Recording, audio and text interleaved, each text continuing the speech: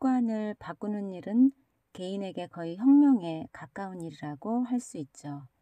나쁜 습관을 좋은 습관으로 바꾸는 일은 튼튼한 성 하나를 함락시키는 것보다 어렵습니다.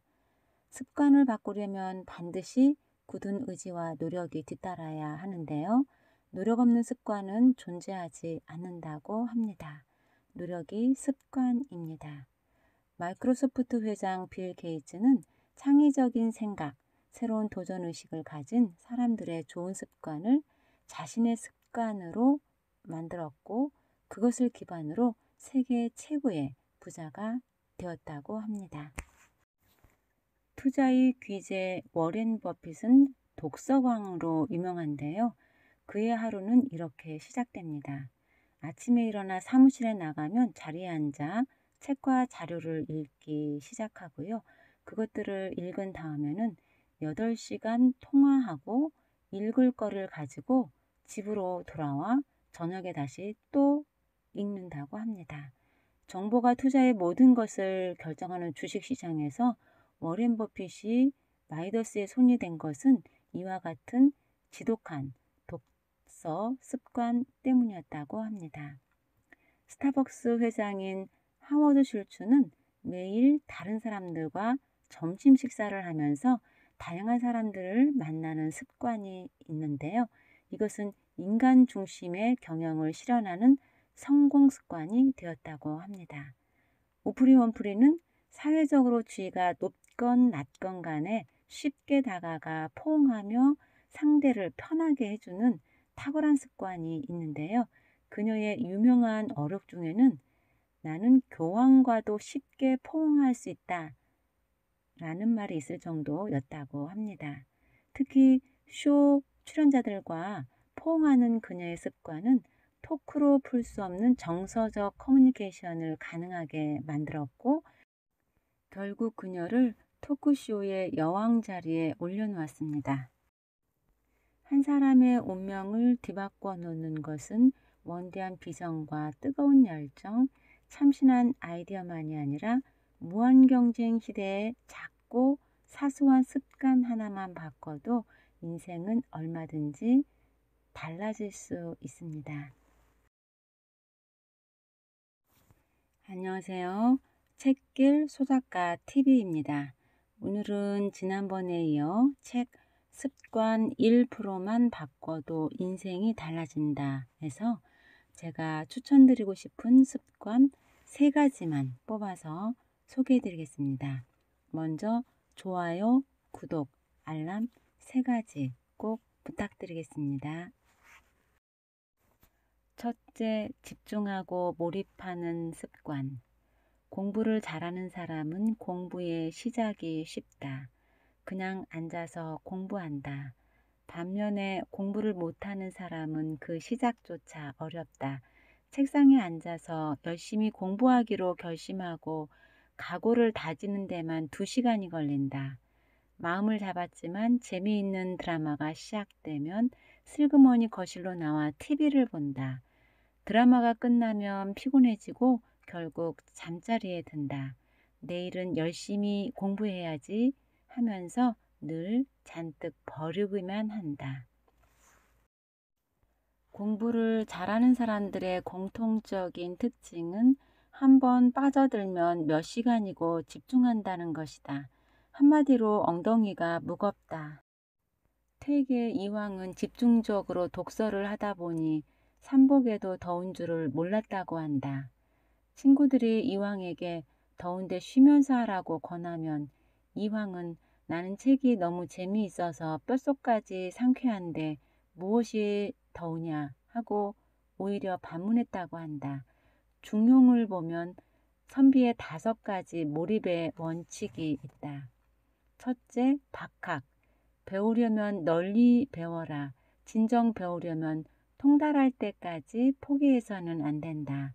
둘째, 신문. 물으려면 깊이 파고들어 물어라. 알 때까지 묻고 질문해야 한다. 셋째, 신사. 신중하고 또 신중하게 생각하라.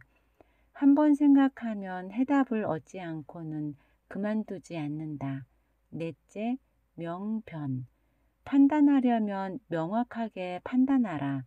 제대로 밝히지 않고는 그만두지 않는다. 5째, 독행.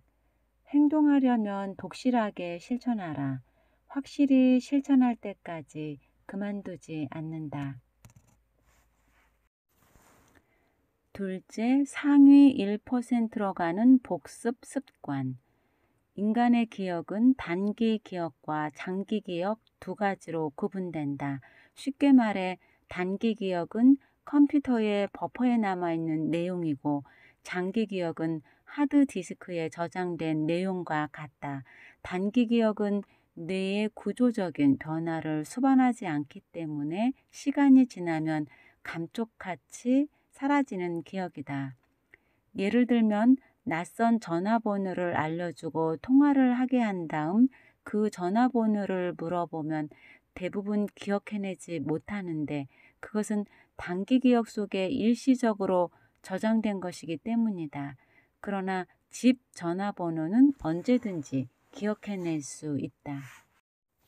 컴퓨터의 하드디스크에 영구적으로 저장된 기억과 마찬가지로 뇌의 신경회로에 기록되어 있기 때문이다. 이것이 장기 기억이다. 기억력이 좋은 사람이나 공부를 잘하는 학생을 유심히 보면 반복적으로 암기하거나 복습을 철저히 하는 습관이 있다. 이것은 학습한 것을 장기 기억에 저장하는 좋은 습관이다. 아무리 많은 것을 배워도 그것을 주기적으로 확인하거나 사용하지 않으면 결국은 잊어버리고 만다. 인간의 기억 능력을 연구한 독일의 심리학자 헤르만 에빙하우스에 따르면 사람은 학습한 지 10분이 지나면서부터 망각이 시작돼 1시간 후에는 50% 이상을 잊으며 하루가 지나면 76%, 한 달 후에는 90% 이상을 잃어버린다고 한다. 그러나 망각이 시작되기 전에 복습을 하면 학습한 내용을 훨씬 오랫동안 기억할 수 있다. 배운 것을 10분 안에 복습하는 사람과 한 달 후에 복습하는 사람이 있다면 그 기억에는 엄청난 차이가 날 것이다. 셋째, 기록하는 습관. 성공한 사람들의 공통점 중 하나는 메모광이라는 점이다. 대뇌과학자들은 손은 밖에 나와 있는 뇌라고 표현한다. 예를 들어 영어 문장도 그냥 읽는 것보다 몇 번 써보면서 외우면 훨씬 잘 외워진다. 메모를 잘하려면 항상 메모장과 필기도구를 휴대하고 정보를 얻거나 아이디어가 떠오를 때마다 즉시 메모해야 한다. 반기문 유엔 사무총장의 성공 비결은 메모하는 습관이다. 그는 학교 다닐 때 머리가 좋았지만 머리에만 의지하지 않았다. 꼼꼼하게 메모하고 필기하면서 배운 것을 자신의 것으로 정리했고 언제든지 들춰보면서 다시 공부할 수 있게 했다. 성실하게 잘 받아쓰고 정리하는 반기문을 보고 외교학과 교수들은 자네는 외교관의 중요한 자질을 이미 갖췄네.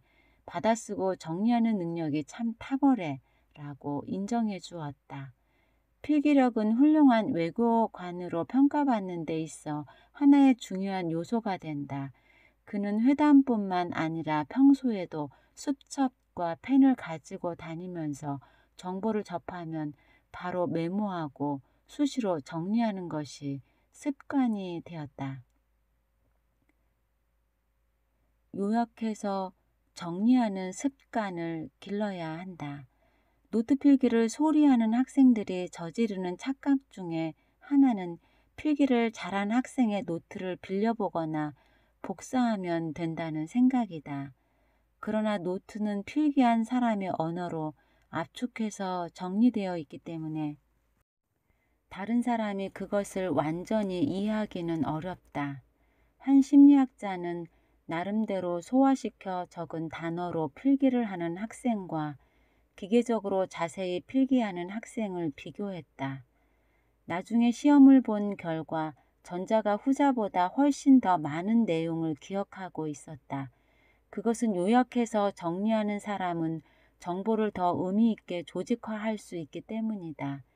기계적으로 자세히 필기하지 말고 나름대로 요약해서 정리하는 습관을 길러라. 메모의 기술은 첫째, 수첩과 필기 도구를 항상 휴대하여야 한다. 눈에 잘 띄는 곳에 두고 항상 소지하고 다니는 습관을 들인다. 둘째, 수첩은 한 권만 사용한다. 수첩을 자주 들춰보며 중요한 내용에 표시하고 메모한 내용을 다시 읽어보는 것이 필수다. 셋째, 언제 어디서든 메모하라. 메모는 속도가 생명이다. 머뭇거리고 꿈을 대는 동안 순간적인 발상은 사라져버린다. 좋은 이야기를 듣고 좋은 생각이 떠올랐을 때 메모하지 않으면 기억나는 것은 고작 두세 가지 뿐이다. 넷째, 기호와 암호를 활용하라. 글자만 쓰라는 법은 없다. 쓰기 편하고 보기 편하며 사용하기 편한 방법을 택하라. 시간도 절약하고 요점 정리하는 요령도 익힐 수 있다. 다섯째, 중요 사항은 눈에 띄게 하라. 중요한 말에는 밑줄을 긋던지 동그라미를 그린다. 삼색 볼펜을 사용해 내용의 중요도를 구분하는 것도 좋은 방법이다. 여섯째, 메모를 자료화하라. 다 쓴 수첩은 일정 기간 보관한다. 메모한 것을 버리지 않는다. 메모는 어떤 형태로든 남겨둔다. 일곱째, 메모를 재활용하라. 메모한 후가 더 중요하다. 메모한 것들은 날짜별, 주제별로 정리하고 다시 읽어보는 습관을 기른다. 여기까지 들어주셔서 감사합니다. 당신은 사랑입니다.